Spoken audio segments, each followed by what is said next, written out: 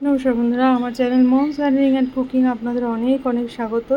এই আমার ভিরা জাতের বোগেনভিলিয়া, এটি রয়েছে 16 ইঞ্চির একটি পটে। তো দেখেছেন কিছু পাতা রয়েছে, আমি পরিষ্কার করিনি। কেন করিনি? এগুলোই ডিকম্পোস্ট হোক মাটির সাথে, কারণ এই বছর মানে গরমের জন্য আমি তো এমন নয়, মানে এই গাছটিকে আমি এতটুকুও যত্ন করিনি। এই গাছ কেন, মানে ডিএপি আমি কোনো গাছেই ছোঁয়াইনি।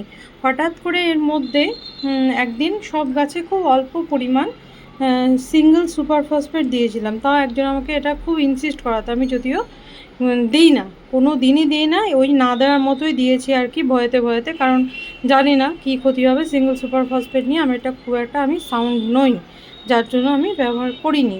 তো এবার ঘটনা হচ্ছে এই যে আমার এই ভিরা জাতের এই বোগেনভিলিয়া এত ব্লুম কি করে করে, ওই যে সব দিকে এখন যেদিকে তাকাবেন।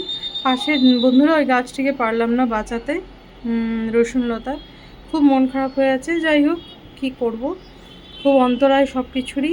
ওটারও একটা অন্তরায় হয়েছে, বলছি পরে, ওটা নিয়ে একটা ভিডিও করব। তো যেটা আমি বলছি, এটা বোগেনভিলিয়াতে কম জল দেবেন না। অনেকেই বলছে বোগেনভিলিয়াতে কম জল দিতে হবে, কম জল দিলেও বুঝবে যে এখনও লাইফ সাইকেল শেষ হয়ে যাবে, লাইফ সাইকেল শেষ হয়ে যাবে এবং ও অনেক অনেক ফুল দেবে না। আমি কোনো দিনই কিন্তু এইভাবে বোগেনভিলিয়াতে ফুল আনিনি। যদিও বা আমার মাঝখানে এরকম একটা কনসেপ্ট হয়েছিল যে কম জল দিলে হতে পারে, তবে আমি যেটা দেখলাম না, সেটাতে আমি আমার ভিডিওতে অনেক আগেও এরকম একটা, মানে চ্যানেলে এরকম একটা ভিডিও রয়েছে। আমি বোগেনভিলিয়াকে কম জল দিই না। ওই দেখুন, ওটি দেশি। হ্যাঁ, আমি একটু জুম করে দেখাই, মাটিটা বোঝানোর চেষ্টা করছি। ওই কয়েন প্ল্যান্টের পাশে, বুঝতে পারছেন? এই যে আমার আঙুল দিয়ে দেখুন একটু, ওই যে ফলিয়েজটা, হ্যাঁ দেখেছেন, মাটি কিন্তু ভেজা, বুঝতেই পারছেন, রং কালো হয়ে আছে, মাটি ভেজা। ওই যে ওই গাছেরও কিন্তু ফলিয়েজ, এই যে বুঝতে পারছেন আশা করি, একটু এইভাবে দেখাই। হ্যাঁ, এটি হচ্ছে যে দেশি বোগেনভিলিয়া, সেটি। এই যে টপটিও বুঝতে পারছেন, এই যে দেখেছেন তো, জল রয়েছে কিন্তু ভেজা। আমি জল যেটুকু দরকার যেই গাছে সেটুকু সেইভাবেই দিই এবং সেটাই চেষ্টা করি। এবং তারা ব্লুম করে, এমন নয় যে তারা ব্লুম করে না, প্রচুর ব্লুম করে। তো বন্ধুরা, এই আর কি ঝড় বৃষ্টির সময় তো আমি এটাতে স্পেশাল কেয়ার কিছু করি না। একটু মানে গাছকে বর্ষাকালে পোকামাকড় থেকে বাঁচানোর জন্য 1 চামচ নিমখোল দিয়েছিলাম। সেক্ষেত্রে পাতাগুলো একটু, মানে বুঝতে পারছেন, ফলিয়েজটা খুব সুন্দর। যদি কাল জল দিইনি জন্য একটু ঝিমিয়ে গিয়েছে। আর আমি কোনো ডিএপি কিছুই ব্যবহার করিনি, দিয়েছিলাম 2 চামচ পটাশ। মানে সেক্ষেত্রে আপনারা বলতে পারেন, যেহেতু এটা 16 ইঞ্চির গামলা, আমি 2 চামচ, যেটা আমার কাছে রয়েছে, চামচটা খুবই ছোট, প্লাস্টিকের, হয়তো অন্য ভিডিওতে দেখে থাকবেন, মানে ওটা প্রায় পড়বে 5 গ্রাম। 5 গ্রাম পটাশ টবের ধার দিয়ে ছড়িয়ে ছড়িয়ে দিয়েছিলাম।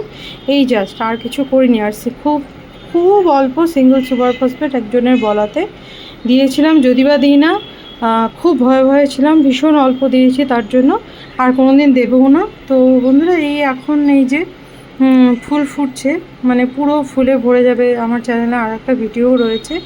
এই আর স্পেশাল কেয়ার বলতে সেরকম কিছু করি না। খুব গরম যখন মানে চলে, এখন তো তাও একটু বৃষ্টি হচ্ছে, যদি বা বৃষ্টির পরে প্রচণ্ড গরম পড়ে যাচ্ছে, পাতাগুলোতে আমি স্প্রে করি। এখন প্রশ্ন উঠবে কী স্প্রে করি। আমি পাতাগুলোতে আপনাদের দেখিয়েছিলাম ম্যাগনেসিয়াম সালফেট, এপসাম সল্ট মানে 1 লিটার জলে ওই 2-3 গ্রাম মতো নিয়ে ঝাঁকিয়ে আমি সব গাছেই ফলিয়েজগুলোকে আমি স্প্রে করি। মাঝে মাঝে মাসে 1 বার বা কখনো 2 বারও করি। এটাই এক্সট্রা, আর কিছু যে প্রচুর রকমের কিছু করি, গোবর। এমনকি এবার আমি মানে আপনাদের বলছি, আমি তো ভার্মি কম্পোস্ট ভীষণ প্রিয়, আপনারা জানেন, আমার সব টবে দেওয়া থাকে। এবার কিন্তু আমি এই গাছে ভার্মি কম্পোস্ট অবধি দিইনি। ওই যে আরেকটি ডাল, সব গাছেই, মানে সব মাথাতে এখন ফুলে ভরে যাবে। আমি এবার ভার্মি কম্পোস্ট পর্যন্ত দিইনি, এমনকি গোবর সার তো না, দিইনি। যাই হোক, এইটুকুই যেটা মানে কেয়ার করেছি। সময় সময়ে হলুদ পাতাগুলো ছাড়িয়ে দিয়েছি, জল দিয়েছি, একটু ওই যে আপনাদের বললাম পটাশ দিয়েছি, আর একটু নিমখোল দিতে হয় যাতে পোকা টোকা না লাগে গাছে। যদিও বা বোগেনভিলিয়াতে খুব কমই পোকার আক্রমণ হয়ে থাকে। তো বন্ধুরা, গাছ ভাঙা ফুল পেতে এইটুকু কেয়ার করলেই মনে হয় হয়ে যায়। আমার এই পটাশ দিয়েই হয়ে গেছে। আমি এবার ডিএপিও দিইনি, যেটা বললাম আপনাদের, ভার্মি কম্পোস্টও দিইনি, এমনকি গোবর সারও দিইনি, কিছুই দেইনি। এবার তবে শীতকালে দিয়েছি।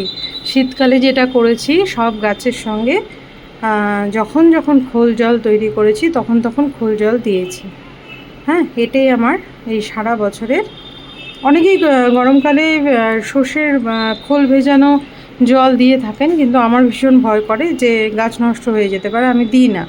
আমি খুব প্রয়োজন হলে ভার্মি কম্পোস্ট, যেমন এই যে ব্লুম করছে তো এখন, এই টাইমটাতে আমি 2 মুঠ ভার্মি কম্পোস্ট দিয়ে দেবো যে কোনো এক সময়, যখন আমার সময় হবে। মানে সবসময় ক্যামেরা হাতে থাকে না, যার জন্য দেখাতে পারি না।